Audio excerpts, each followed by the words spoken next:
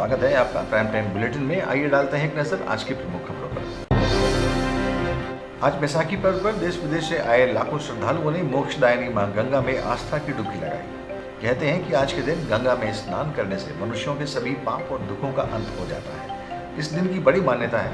वैसे तो इस दिन देश के कोने कोने से लोग यहाँ आकर गंगा स्नान का पुण्य लेते हैं, परंतु आए हुए लोगों में 70% से ज्यादा पंजाबी मूल के लोग होते हैं। साथ ही गंगा स्नान के दौरान हर की पौड़ी सहित सभी गंगा घाटों पर व्यवस्था चाक चौबंद दिखाई दी, जिसकी प्रशंसा सभी श्रद्धालुओं ने की। आज बहुत व्यवस्था बढ़िया लगी है, सफाई बहुत बढ़िया लगी है। गंगा मैया का आज वितरण का समय था तो हम वहाँ से कल के आए हुए हैं और आज सुबह और अब शाम अभी दोपहर को हमने ये गंगा मैया जीवन में गंगा स्नान का क्या महत्व है? गंगा ही सब कुछ है, गंगा के बिना तो कुछ नहीं है। कहते हैं जो भी तीर्थ है, जितने भी तीर्थ है, सारे गंगा में ही समाये हुए हैं। तो गंगा सबसे कलयुग में गंगा सबसे महान है, महानदी मानी गई है, पाप नाशनी है। 10-12 बार। अच्छा, कैसा लगता है गंगा स्नान करने में? बहुत अच्छा लगता है, गंगा स्नान करने का बहुत अच्छा फील होता है। अच्छा, कैसी व्यवस्था आपको यहाँ देखने को मिली? यहाँ व्यवस्था इस समय जो है बहुत बढ़िया व्यवस्था है। अब तो पहले से काफ़ी सुविधा बना दी है इन्होंने, बहुत अच्छा लगता है। साफ़ सफाई भी बढ़िया है। कैसी व्यवस्था इस बार देखने को मिली आपको? व्यवस्था बहुत अच्छा बनाया है, पुल वगैरह बना दी है, साफ़ सफाई हो गई है। थोड़ा लेडीज़ के लिए परेशानी है हल्की सी, लेकिन अभी बहुत बढ़िया कर दिया है। क्या आपके जीवन में क्या महत्व है गंगा स्नान का? बहुत महत्व है गंगा जी का, बहुत गंगा मैया तो देती है सब कुछ, बहुत टाइम से चला आ रहा है ये तो।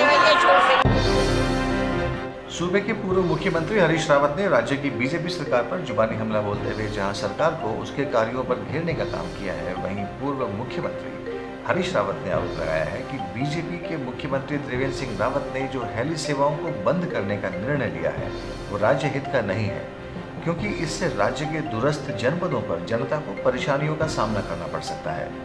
बस बद्रीनाथ केदारनाथ है, आपके वहाँ औली है, इसलिए नहीं ले जा पा रहे हैं क्योंकि distance from the rail head, distance from the air head to Uttarakhand के ये जो स्थान है बड़ी दूर है। यहाँ हाई वैल्यू टूरिज्म के लिए बहुत आवश्यक है कि यहाँ अंदर कनेक्टिविटी बढ़े। और मैंने तो यूकाडा को काम सौंपा। मैंने कहा गैरसैंण के पास में चौखुटिया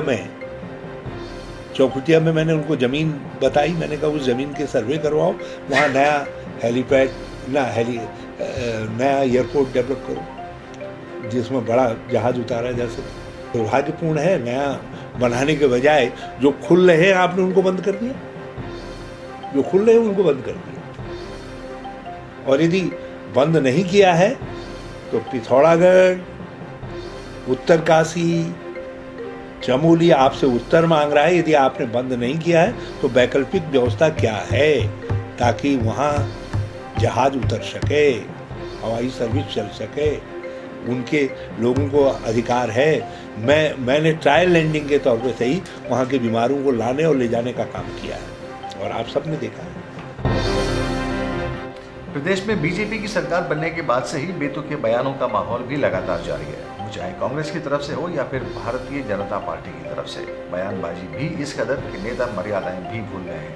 अभी कुछ दिनों पहले शिक्षा मंत्री धन सिंह रावत द्वारा एक बयान दिया गया था, यदि उत्तराखंड में रहना है तो आपको वंदे मातरम बोलना पड़ेगा। उसी के चलते आज प्रदेश कांग्रेस अध्यक्ष किशोर उपाध्याय ने बयान पर प्रहार करते हुए कहा कि हम वंदे मातरम नहीं बोलेंगे। पार्टी अगले 1 महीने तक किसी भी प्रोग्राम में वंदे मातरम नहीं बोलेगी। बीजेपी को जो करना है वो कर ले, मैं उन्हें खुला चैलेंज देता हूँ। लेकिन जब उन्होंने इस तरह से चैलेंज किया है और उसकी ताकीद जो है माननीय मुख्यमंत्री जी ने भी की है, वो तो बहुत ही जो है मेरे विचार से इससे गैरकानूनी काम कोई नहीं हो सकता है। तो मैं उनको कह रहा हूँ, विनम्रतापूर्वक कह रहा हूँ कि मैं अपने सारे कार्यक्रमों में हम 1 महीने तक वंदे मातरम नहीं गाएंगे और आप करिए जो है जो कुछ करना है, हमको उत्तराखंड से बाहर फेंक करके देखिए, ये मैंने उनसे निवेदन किया। दिल्ली निगम चुनाव को लेकर सभी प्रत्याशियों में जोश नजर आ रहा है, पर देखना यह है कि इस बार जनता किसे अपना प्रतिनिधि चुनती है। निगम में कई सालों से भाजपा का राज है और केंद्र में भी भाजपा की सरकार है। हालांकि निगम चुनाव को लेकर सभी पार्टियों के प्रत्याशी जनता को लुभाने में जुटे हैं, ऐसा ही नजारा है दिल्ली के वार्ड नंबर 82 का, जहां आप पार्टी के निगम पार्षद और प्रत्याशी राकेश कुमार भी अपने इलाके का जायजा लेने पहुंचे और लोगों की सहानुभूति हासिल करने में जुटे हैं। हालांकि राकेश पहले से ही वार्ड नंबर 82 से निगम पार्षद हैं।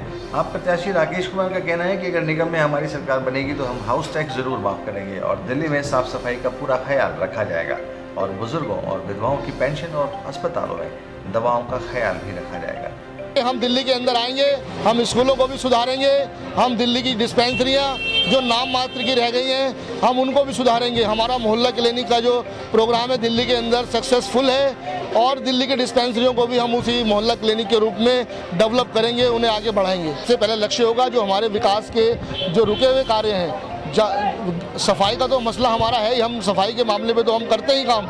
इसके अलावा जो डेवलपमेंट के काम हैं, जो पेंशनों के काम, जो आज हमारे वार्ड के 750 लोग पेंशन उनको नहीं मिल पा रही है, उनको समय पे पेंशन मिले, हम उसकी कोशिश करेंगे।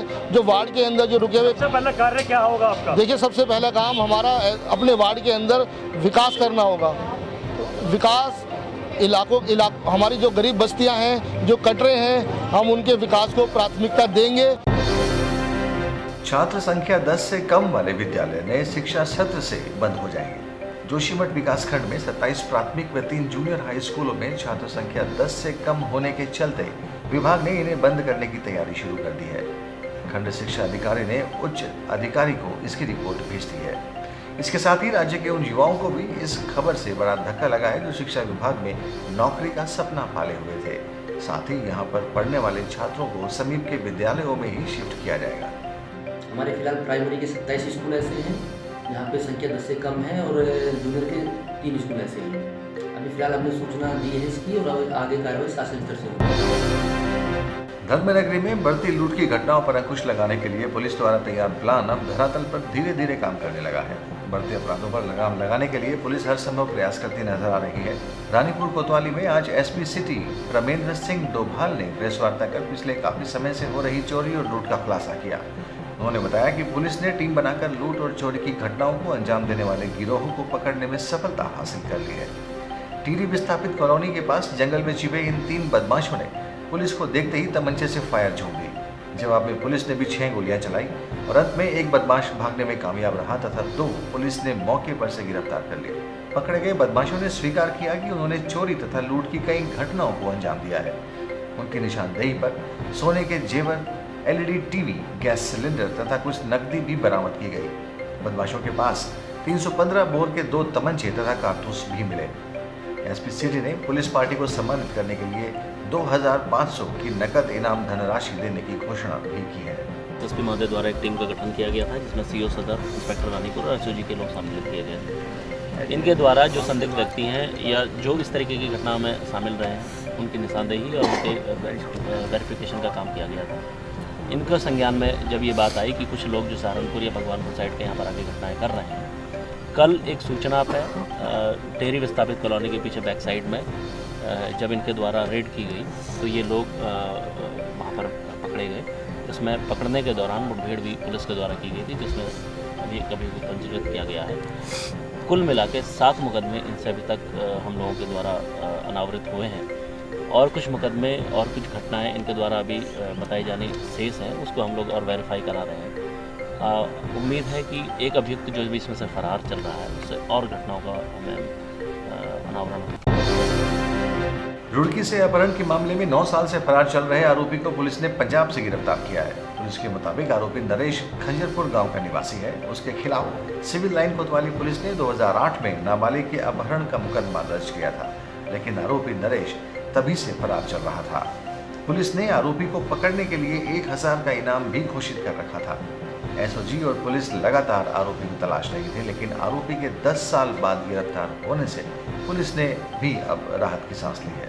उसने 2008 में अपराध किया था, 2008 से फरार है। 363, 366 का मुकदमा था इन पर। उसके बाद इन पर 500 रुपये का इनाम घोषित किया गया, जिसमें आज एसओजी